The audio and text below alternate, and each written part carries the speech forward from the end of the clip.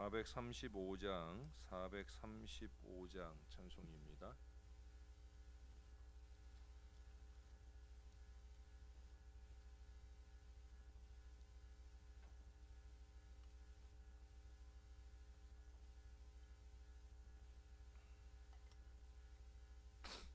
나의 영원하신 기업 생명보다 귀하다. 나의 갈 길 다가도록 나와 동행하소서.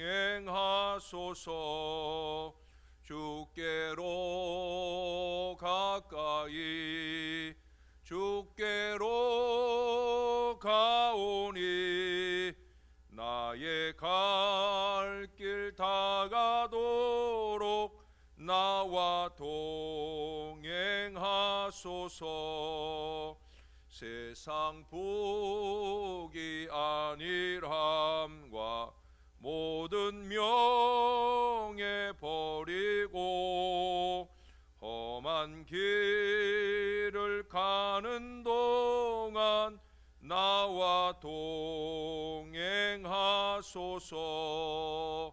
주께로 가까이 주께로 가오니 나의 갈 길 다가도록 나와 동행하소서. 어두운 골짝 지나가며 험한 바다 건너서 전국문에 이르도록 나와 동행하소서. 주께로 가까이 주께로 가오니 나의 갈 길 다가도록 나와 동행하소서.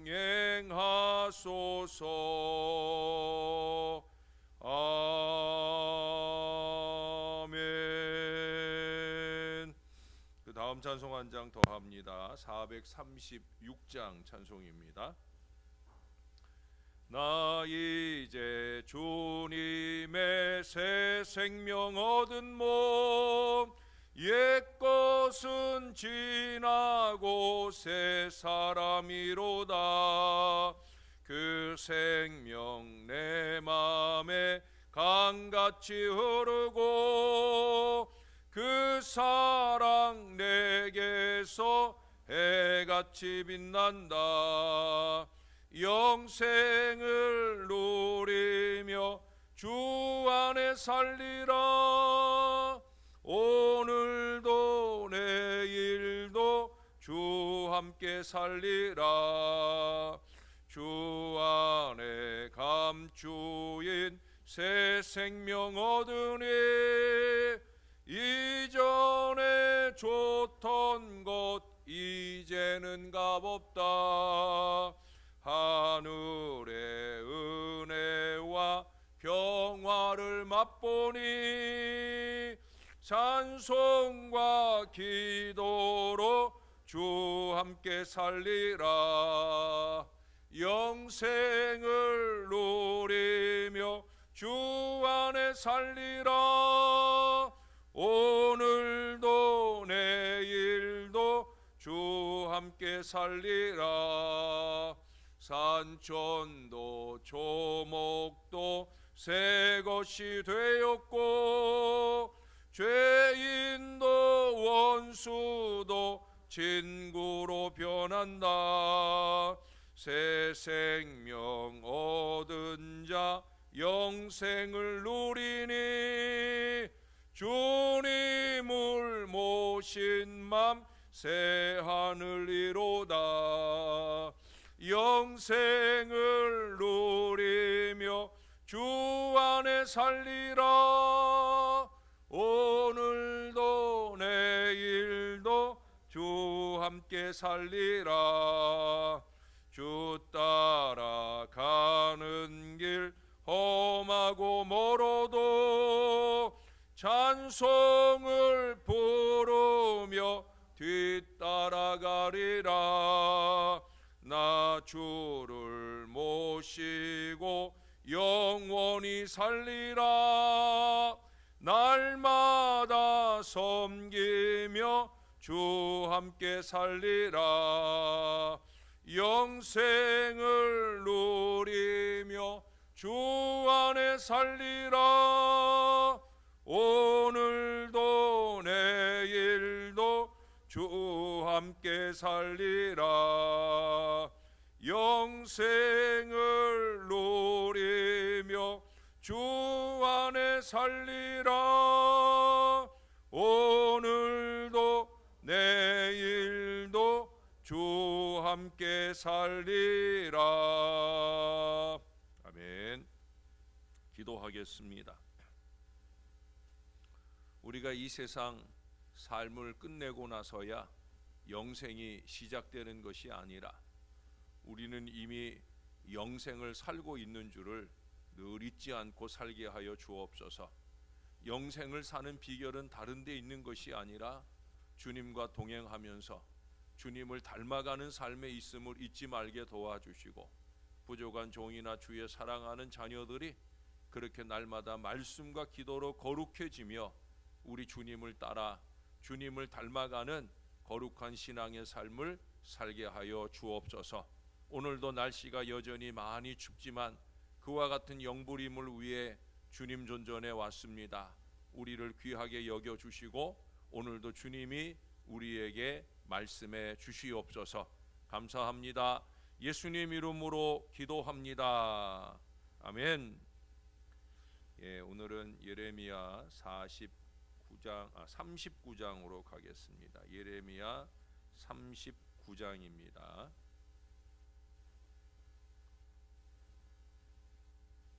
39장 오늘은 1절에서 10절까지 말씀으로 오늘 본문으로 보겠습니다. 1절에서 10절까지 같이 말씀을 함께 들으면서 읽겠습니다. 유다의 시드기야 왕의 제9년 열째 달에 바벨론의 느부갓네살 왕과 그의 모든 군대가 와서 예루살렘을 에워싸고 치더니 시드기야의 제11년 넷째 달 9째 날에 성이 함락되니라. 예루살렘이 함락되매 바벨론의 왕의 모든 고관이 나타나 중문에 앉으니 곧 네르갈사레셀과 삼갈네부와 내시장 살스김이니 네르갈사레셀은 궁중장관이며 바벨론의 왕의 나머지 구관들도 있더라. 유다의 시드기야 왕과 모든 군사가 그들을 보고 도망하되 밤에 왕의 동산길을 따라 두담 샘물을 통하여 성읍을 벗어나서 아라바로 갔더니 갈대아인의 군대가 그들을 따라 여리고 평원에서 시드기야에게 미쳐 그를 잡아서 데리고 하마 땅 림나에 있는 바벨론의 느부갓네살 왕에게로 올라가매 왕이 그를 신문하였더라. 바벨론의 왕이 림나에서 시드기야의 눈앞에서 그의 아들들을 죽였고 왕이 또 유다의 모든 귀족을 죽였으며 왕이 또 시드기야의 눈을 빼게 하고 바벨론으로 옮기려고 사슬로 결박하였더라. 갈대아인들이 왕궁과 백성의 집을 불사르며 예루살렘 성벽을 헐었고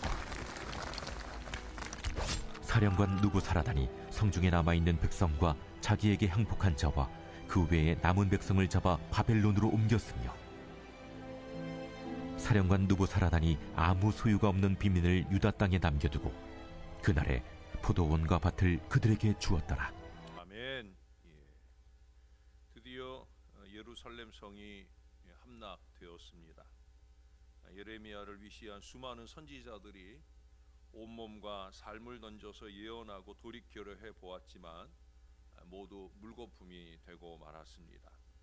아무리 능력 있는 설교자 예언자의 말이라 해도 그것을 받는 사람 속에서 진정한 변화가 일어나지 않는다면 결실은 기대를 할 수가 없습니다. 심지어 아시는 대로 예수님께서 이 땅에 오셔서 2000년 전에 그렇게 주님의 복음을 전했어도 결국 그 예수님조차 십자가에 못 박아 죽이는 것이 바로 어리석은 서기관, 바리새인, 소위 더 안다는 사람들의 문제였던 것을 우리는 기억합니다. 오늘 6절에 보니까 바벨론 왕이 유대의 모든 귀족들을 모조리 다 죽입니다. 이스라엘에서 성경에서 귀족이라고 일컬음을 받는 사람은 사회적 지위뿐 아니라 많은 재산을 소유한 사람들입니다. 소위 지도층이라고 하는 부류 안에 그들이 들어 있는 거죠. 그들은 멸망 전에 그 신분과 재물로 남부럽지 않게 살았을 거예요. 부족한 것이 없으니 새로운 깨달음도 필요 없고 구시대를 뒤엎는 회개나 개혁은 오히려 자신들의 기득권을 포기해야 하므로 철저하게 거부 반응을 보였습니다. 그러나 그들은 호미로 막을 일을 가재로도 못 막을 지경에 이르게 된 것을 오늘 보게 됩니다. 없었다가도 다시 생길 수 있는 지위와 재물에 매달리다가 그 모든 것들을 누려보지 못하고 자기 목숨을 대신 내놓아야 하는 불행한 지경에 이르게 되었다는 거예요. 반대로 10절에 보니까 오히려 이스라엘의 멸망 가운데서 득을 본 이스라엘 사람들이 있습니다. 그들은 바벨론에 대한 아부꾼들이 아닙니다. 그동안 아무 소유 없이 빈민으로 어렵게 지내던 사람들이에요. 쥐구멍에 볕이 들듯 귀족들에게서 빼앗은 포도원과 밭을 모두 평생 소유라고는 못 해본 그 빈민들에게 다 주어지는 것을 보게 되어집니다. 마태복음 5장의 산상수훈에서는 심령이 가난한 자가 복이 있다라고 말씀을 했는데 누가복음 6장에서 그저 가난한 사람은 다 복이 있다 그렇게 적고 있어요. 심령의 가난만 아니라 영적으로나 육적으로나 가난한 무소유가 바로 복이다라고 말씀하고 있다는 거예요. 왜 그럴까요? 비워 있다라고 하는 것은 채울 보장이 있는 것을 의미하기 때문에 그래요. 영적으로도 심령이 가난하면 그만큼 하늘의 은혜를 채우고 하나님을 보게 될 은혜가 채워지게 되는 거죠. 육신적으로도 마찬가지입니다. 육신적으로도 뭐 그렇다고 해서 억지로 가난을 찾아가라는 것이 아니라 그렇게 비울 수 있는 섬김과 나눔이 있어야 된다는 거예요. 그것이 하나님의 은혜로 새롭게 채워질 보장이 될 수 있다는 겁니다. 우리나라 초기 선교사 가운데 언더우드 목사님이 계신데 이분이 한 번은 어느 개척교회를 방문하시게 되었습니다. 근데 그 시기 그 교회는 신도들이 다 떠나버리고 목사님 가족 3명만 외롭게 남아 있었습니다. 선교사님이 찾아오시자 이 목사님은 부끄럽기도 하고 또 의지하는 마음도 생겨서 자연히 넋두리를 늘어놓습니다. 무척 절망적인 상황, 절망적인 마음을 쏟아 놓아요. 그때 언더우드 목사님이 이 상심한 목사님을 이렇게 위로했다는 거예요. 목사님은 희망이 있습니다. 이제 더 줄어들 일은 없겠고 앞으로는 오직 늘어날 일만 남았으니 말입니다. 젊은 목사는 그 말에 힘을 얻어서 열심히 목회를 하셨고 정말로 계속 늘어나는 그런 교회를 이루었다고 합니다. 지금도 우리 교회를 비롯해 교회마다 그런 희망을 가지고 기도해야 될 때입니다. 우리 교회로서도 주일날 요즘같이 모여야 되는 때가 없잖아요. 그렇죠? 제가 여기 와서도 또 여기 오기 전에 이미 오래전부터 우리는 20명 이하로 모이는 주일 예배를 드려본 적이 없어요. 물론 이제 온라인 예배자들까지 더하면 뭐 이전과 다름없는 예배를 주일마다 드리는 거지만 어떻든 성전 예배로 볼 때는 비록 외부적인 상황에 의해 코로나19의 상황에 의해 우리가 비대면 예배의 형식으로 예배하게 되지만 어떻든 적은 사람들이 모여서 예배하는 안타까운 순간들을 지나고 있다는 거예요. 이것이 그저 절망의 이유가 되어서는 안 된다는 거죠. 이제 더 이상 내려가면 안 된다. 그조차도 우리가 없는 그저 목사 혼자 예배하는 그런 순간에 이르지 않도록 더 기도해야 되고 또 그 이상 앞으로 우리는 더 늘어날 것만 남았다라는 희망을 가지고 우리가 신앙생활, 기도 생활을 열심히 해야 된다는 거예요. 아울러 우리 육신적인 삶에 있어서도 마찬가지입니다. 여러분, 가난은 부끄러움이나 죄악이 아닙니다. 잠시 불편하기는 합니다. 그러나 가난은 그것이 심령이든 물질이든 무한한 가능성의 미래를 위한 비움이요, 하나님의 은혜 안에서 채워질 공간이 많은 것을 의미한다는 거예요. 그러므로 가난을 부끄러워하는 것이 오히려 죄입니다. 반대로 부유함이 자랑이 되어서도 안 되는 거예요. 더군다나 교회에서는 더더욱 부유함은 부끄러움입니다. 왜 그렇습니까? 그만큼 나누지 않았다 하는 것이요, 하나님의 은혜를 채울 공간도 부족하다는 것을 의미하기 때문에 그래요. 지적인 부유함도 마찬가지입니다. 성경을 좀 안다는 사람들이 말씀의 은혜도 덜 받는 걸 많이 보게 됩니다. 그 자랑거리가 올무가 된다는 거예요. 새 은혜를 찾아가는, 새 은혜를 채워가는 심령들을 보면 거의 다 마음이 비워있는 그런 마음이죠. 늘 갈급한 마음으로 하나님의 말씀을 채우려는 간절함이 있다는 거예요. 여러분, 다윗의 아들 압살롬을 아시죠? 이 압살롬은 우리식으로 발음하는 이름 그대로 나중에 아버지를 반역하여 아버지를 예루살렘 성에서 쫓아내기도 하는 그런 나쁜 놈이었어요. 근데 그는 길고 숱이 많은 머리가 늘 그의 자랑거리였습니다. 그 당시에는 머리카락이 길고 숱이 많은 것은 남자다움, 남성미의 상징이었어요. 그래서 늘 그렇게 휘날리는 머리를 자랑스럽게 날리면서 다녔고요. 그가 아버지를 몰아내고 그렇게 이스라엘의 통치자로 우뚝 수려할 때에도 그는 많은 사람들 앞에 그렇게 휘날리는 머리를 자랑스럽게 날리고 다녔습니다. 그러나 우리가 잘 아는 대로 나중에 그 압살롬이 요압에게 쫓기다가 결국 잡혀 죽게 되는데 바로 그 머리카락이 화근이 됐던 걸 기억하잖아요.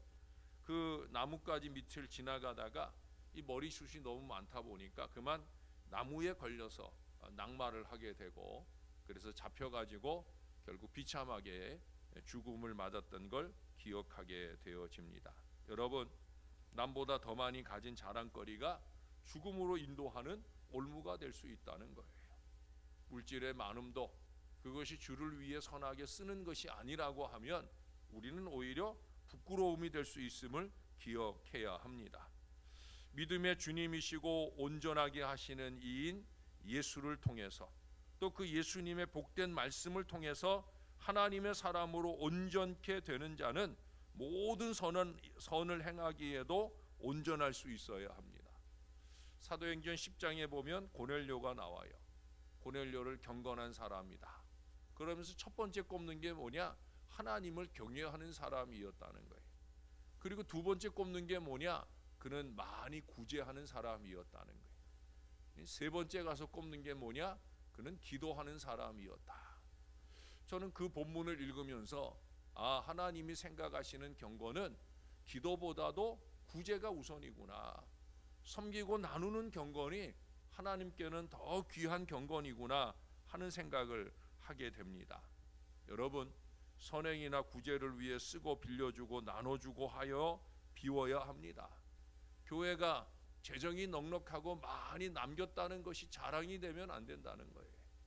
오히려 더 많이 섬기고 나눈 것, 그것을 조심스럽게 이어가는 일들이 교회가 가져야 할 사명이라는 거죠. 특별히 지금같이 어려운 때는 자꾸 비워야 되는 거예요. 비울수록 우리 하나님이 채워주시는 역사가 나타나게 되어집니다. 얼마 전에도 한번 얘기한 것 같아요. 수영 선수들이 신기록을 작성하기 위해서 머리카락을 깎아요. 머리카락만 깎습니까? 심지어 눈썹까지도 빡빡 밀어내고요. 최대한 물에 걸리는 것이 없도록 그렇게 노력을 합니다. 사랑하는 여러분, 욕심이나 자랑이나 소유의 털들을 밀어내야 은혜와 축복의 신기록들이 내 영혼과 신앙적인 삶에 채워질 수 있는 거예요. 너나 없이 다 어려운 시기, 살기 힘든 아우성이 넘쳐나고 있습니다. 나는 별일 없이 잘 살고 있다고 감사하면서 함부로 살아서는 안 된다는 거예요. 그 감사한 마음으로 더 섬기고 나눌 수 있어야 합니다. 가난이 가나안의 복락을 누리는 비결이다. 이게 제가 늘 자주 말하는 진리입니다. 가난이 가나안의 복락을 누리는 비결이다. 항상 이 사실을 잊지 마시고, 우리 어리석음으로 하나님이 우리를 가난으로 몰아넣는 것이 아니라 내 스스로 섬기고 나누며 가난으로 들어감으로 우리 하나님께서 우리에게 가나안의 신령한 부요함으로 이끌어 가시는 놀라운 축복의 백성들이 다 되시기를 우리의 구주가 되시는 예수님의 이름으로 간절히 축원합니다. 기도하겠습니다. 하나님, 우리는 대림절을 맞으면서 이미 마카리오이 복이 있도다 하는 인사를 나누고 있습니다. 누구나 다 복을 소원하고 또 복을 끼치기를 소원하며 그렇게 주 안에 삽니다. 이제 그렇게 주 안에 사는 저와 이 모든 자녀들이 진정한 가나안의 축복을 누리는 비결을 다시 한번 깨닫게 도와 주옵소서. 움켜쥐려고 하는 것이 복이 아니라 나누려고 하는 것이 복임을 알게 하여 주옵소서. 기꺼이 섬기고 나눔으로 가난해지는 성도, 가난해지는 교회가 되게 하셔서 세상을 그만큼 부요하게 만들고 사람들의 마음에 여유로움을 더해 줄 수 있는 신앙의 노력들이 우리에게 있게 하여 주옵소서. 하나님을 향하여 나는 과연 양심적인가 하는 믿음의 마음을 놓치지 말게 도와주시고, 그 마음 그대로 주를 기쁘시게 할 거룩한 가난이 우리 안에 넘쳐날 수 있게 도와 주시옵소서. 나는 움켜쥐려고 하면서 다른 사람의 것은 없어지게 하는 어리석음으로 살지 않도록 오히려 다른 사람의 부요함을 위해 나의 가진 것을 나눌 줄 아는 경건한 믿음의 노력들이 우리 모두에게 있게 하여 주옵소서. 하나님을 경외하는 그 거룩한 경건의 삶이 무엇인지를 깨달은 대로 아름답게 실천하며 사는 부족한 종과 모든 주의 자녀들 되어지게 역사를 더하여 주옵소서. 오늘도 추운 가운데 움츠리고 왔다 돌아갑니다. 비록 몸은 움츠러들어도 주의 백성들의 가슴은 활짝 펴지게 도와주시고 믿음의 용기로 희망을 가지고 어려운 이 시기를 잘 살아가게 도와주옵소서. 오히려 기도하는 믿음의 한 사람 한 사람의 자리를 지켜내므로 교회의 희망을 열고 세상의 희망을 여는 거룩한 백성들 될 수 있게 은혜 더하여 주시옵소서.